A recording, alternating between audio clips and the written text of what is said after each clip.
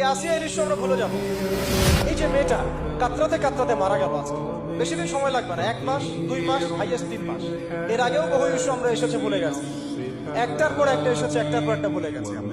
আপনারা দেখে নিয়েন 3 মাসের মধ্যে এই মেয়েটাকে সবাই ভুলে যাবে এবং যাবো ভবিষ্যৎ। লিখে নেন আপনারা, এই বাচ্চার কথা কেউ মনে রাখবে না, এই বাচ্চাটার কথা কেউ মনে রাখবে না। 3 মাস পরে, 6 মাস পরে, 1 বছর পরে আরো নতুন ইস্যু আসবে, আরো নতুন পাপ হবে, আরো বড় বড় ঘটনা ঘটবে। এরপরে মানুষ এই বাচ্চাটাকে ভুলে যাবে। এই বাচ্চাটা কি তার মৃত্যু যন্ত্রণা বলতে পারবে, সম্মানহানি বলতে পারবে, তার পিতা মাতাকে বলতে পারবে? এখন প্রশ্ন হচ্ছে, তার পিতাকেও যদি আমরা জিজ্ঞাসা করি, ইসলামে রেপের শাস্তি হচ্ছে মৃত্যুদণ্ড, আর ব্যভিচারের শাস্তি হচ্ছে অর্ধেক কোমর পর্যন্ত পুঁতে পাথর নিক্ষেপ করে হত্যা করা।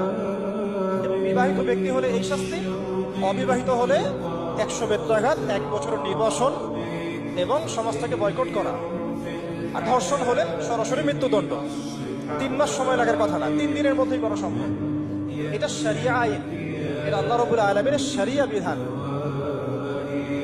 এখন তারাও কি এটাতে রাজি হবে? যারা শোক প্রকাশ করছেন তারা কি এই বিধানটা কার্যকর করতে রাজি হবে? ধর্ষণকে সবার সামনে প্রকাশ্যে মৃত্যুদণ্ড দেওয়া হোক, শরিয়া আইন কার্যকর করা হোক, রাজি হবেন না। কারণ আপনারা বলবেন এটা করতে গেলে বাংলাদেশ নাকি মৌলবাদী রাষ্ট্র হয়ে যাবে। তো সমস্যার গোড়ায় আপনারা যেতে চান না, ডালপালা নিয়ে নাড়াচাড়া করেন।